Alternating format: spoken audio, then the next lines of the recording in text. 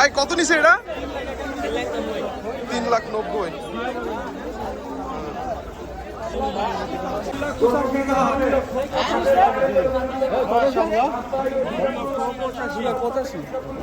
$2,85,000 guys. এটা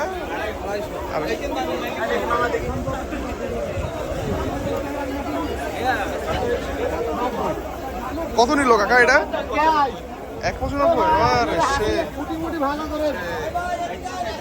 1,95,000 2,50,000। কত হয়েছে এটা?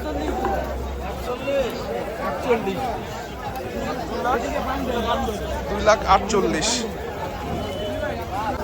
গাইস। দেয়াবাড়ি হাট গরু বেচা বেশি জমজমট হয়ে গেছে।